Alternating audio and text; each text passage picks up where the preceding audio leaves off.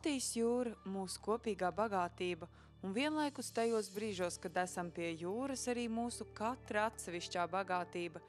Tomēr ar skumjām nākas secināt, ka mūsu rīcības rezultātā jūra tiek piesārņota un to, ko esam uzskatījuši par savu dabas doto bagātību, varam drīz vien zaudēt.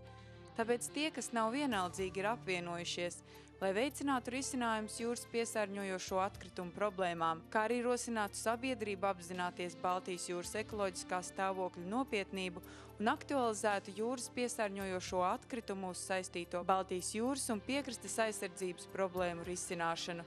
Tā jau 2. gadu pēc kārtas norisinās projekts Mana jūra, kurā šogad kā nopietnas partners ir pievienojies arī uzņēmums Zaļā josta. Atkrituma problēma piekrastē ir milzīga, ir samilzus problēma jau gan starptautiskā, gan arī pašvaldība līmenī.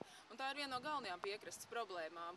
Un Zaļā josta jau pagājušajā gadā vēroja, ar kādiem labiem panākumiem šī kampaņa strādāja Mana jūra un pieņēma šogad lēmumu kļūt par oficiālo partneri un kļūt par atkritumu haizivs medniekiem, kas iesaistās un veicina un atbalsta šo te atkritumu monitoringu, kas tiek veikts visas Latvijas jūras piekrastes galā, lai strādātu pie vienotas metodoloģijas, izstrādes un kontrolētu, kāda ir Latvijas piekraste, pētītu, kādas ir labās pludmales, sliktās pludmales. Un visas šīs lielās kampaņas devīze ir tīra jūra vienā. Un Zaļās jostas devīze jau vairāk kā 10 gadus ir tīrai Latvijai. Nu, tātad šī ir viena no labākajām platformām, kuras mēs varam arī satikties. Tātad vienoti tīrai Latvijai, tīrai jūrai, jo atkritumiem nav jābūt ne piekrastē, ne ūdenī. Atkritumiem ir jābūt tur, kur tiem ir jābūt. Līdz ar to tā ir visa mūsu kopējā sāpe, kur mums ir jāpievērš uzmanība gan pašvaldībām, gan valsts līmenī, gan ikvienam individam, gan skolām. Un līdz ar to arī viens no uzdevumiem, ko mēs gribam šīs kampaņas rezultātā vērst, ir pievērst uzmanību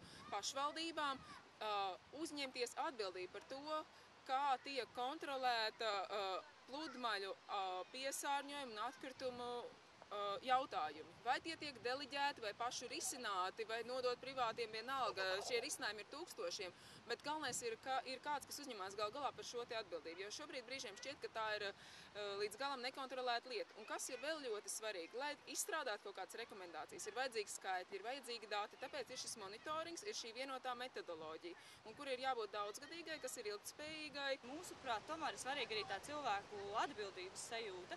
Un tas, mēs ticam, ka, ja cilvēks iznāk pie jūras, ieraug to skaisto piekrasti, iemīl viņu, tad tā lieta atkrīt pati no sevis. Mums nav jāizglīto to.